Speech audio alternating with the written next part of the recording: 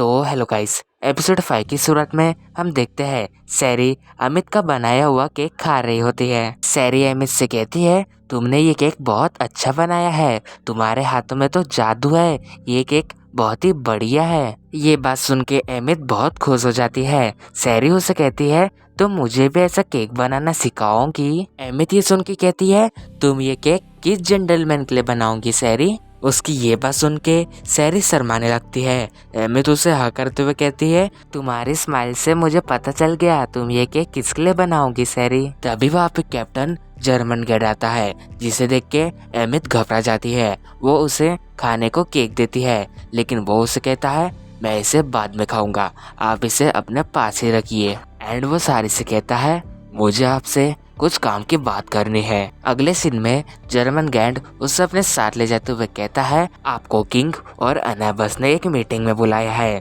सैरी सोचती है, अनाबस ने मुझे क्यों बुलाया है। जर्मन गैंड उसे कहता है, तुम अनाबस की बातों पे ज्यादा ध्यान मत दिया करो, वो बहुत ही ज्यादा बोलते हैं, क्योंकि उनकी फैमिली बहुत पीढ़ियों से किंग की सेवा कर रही है, इसलिए उन्हें किंग की बहुत ही फिक्र है। एंड नेक्स्ट सीन में हम देखते हैं किंग कहते हैं, मैं सैरी पाई को अपने किंग के रूप में अपनाता हूँ, तुम क्या कहते हो एनाबस। एनाबस कहता है, सर मुझे पता है आपके दिल में सैरी फाइव के लिए बहुत ही फीलिंग्स है, लेकिन हम उसे अगर रखते हैं तो उसे कुछ कंडीशंस मानना पड़ेगा।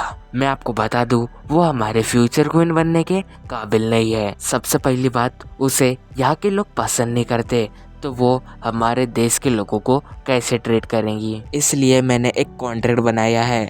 सबसे पहली कंडीशन, इसे अपने होली बीस्ट को सम्मान करना पड़ेगा। अगर इसने अपने होली बीस्ट को बुला लिया तो तभी ये इस देश की क्वीन बन पाएंगी और आपसे शादी कर पाएंगी। मगर किंग एरबेस को कहता है, तुम्हें पता है ये मैजिक नहीं कर सकती, तो ये अपने होली बीस्ट को कैसे बुलाएंगी। लेकिन एरबेस कहता है, किंग बनने के लिए ये सब कंडीशंस को मानना पड़ेगा। अब इस सैरी के ऊपर डिसाइड करता है कि वो इस बारे में क्या कहती है। मगर किंग चिल्लाते हुए कहता है, ये मेरी है, मैंने इसे चूज किया है। और वो उसे वहां से लेके जाता है।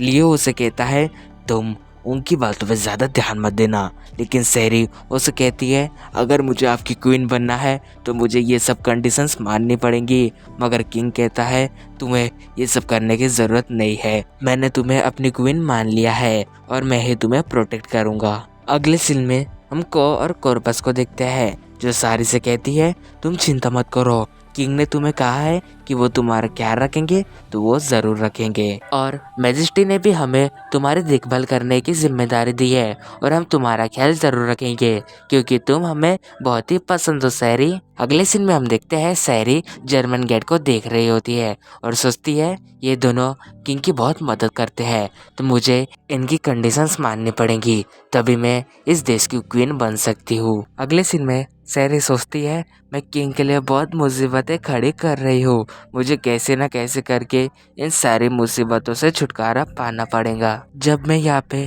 99 सेक्रीफाइस बन के आई थी तो किंग ने मुझे प्रोटेक्ट किया था, तो अभी मेरी बारी है कि मैं किंग को प्रोटेक्ट करूँ।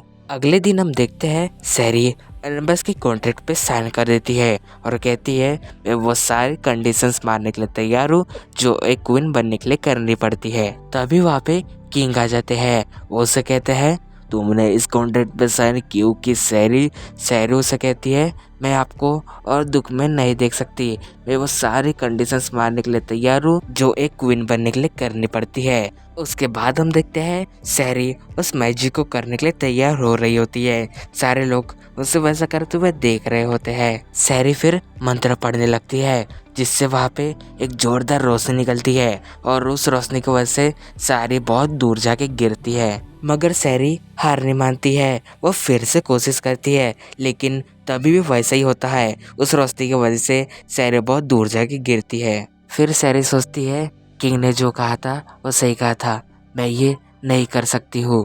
तभी हमें थोड़ी देर पहले का सीन दिखाया जाता है। किंग सारी से कहते हैं, तुम्हें उस पे साइन करने से पहले मेरी परमिशन लेनी चाहिए थी, क्योंकि एक होली स्पिरिट को बुलाने में बहुत सारी एनर्जी लगती है, लेकिन अभी तुम उसके काबिल नहीं हो। फिर से हम प्रेजेंट में देखते हैं सैरी फिर से कोशिश कर रही होती है, लेकिन इस बार भी वैसे ही होता है, सैरी उसमें फेल हो जाती है। सैरी की ऐसी हालत देख के एमित उसके पास जाने लगती है, लेकिन बीच में जर्मन गार्ड आके उसे रोक लेता है और कहता है तुम उस क्रिया में दखलंदाजी नहीं दे सकती। उसने ये रिस्क लिया है तो उसे ही सहना पड़ेगा। एंड वो फिर से होली स्पिरिट को बुलाने के लिए कोशिश करने लगती है, लेकिन इस बार वो फेल हो जाती है। सैरी जैसे ही गिरने वाली होती है, किंग आके उसे पकड़ लेता है और उसे वहां से लेके जाने लगता है। एंड बस उसे कहता है सर, सैरी की ट्रेनिंग आज खत्म नहीं हुई है तो उसे आप यहाँ से नहीं लेके जा सकते। उसकी ये बात सुन के किंग उसे घूरने लगता है। एनिबस भी डर के मारे कहता है सर, अगर आप चाहे तो आज की ट्रेनिंग हम खत्म कर सकते हैं, हम कल फिर से स्टार्ट करेंगे। किंग उसे अपने कमरे में लेके आता है। सैरी उससे कहती है सर, मैं अभी ठीक हूँ। किंग उसकी बात सुन के कहता है तुम जो कर सकती थी तुमने किया, अगर तुम अभी और कोशिश करूंगी तो तुम मारी जाऊंगी। लेकिन सैरी कहती है मेरी लाइफ तो पहले से ही सेक्रीफाइस है, इसलिए मुझे मरने से डर नहीं लगता। लेकिन किंग उसे चिल्लाते हुए कहता है बेवकूफ, तुम्हारी लाइफ अब मेरी है, मैं तुम्हें प्रोटेक्ट करूंगा, मैं तुम्हें खो नहीं सकता। एंड नेक्स्ट डे सैरी फिर से अपनी ट्रेनिंग करने को चली जाती है, लेकिन इस बार सैरी अपने फुल पोटेंशियल के साथ मैजिक करने के लिए तैयार होती है और इस बार किंग भी उसे देख रहे होते हैं। फिर सैरी जब मंत्र पढ़ने लगती है तो तभी वहाँ पे एक बहुत ही जोरदार रोशनी निकलने लगती है। सब ये देख के हैरान हो जाते हैं।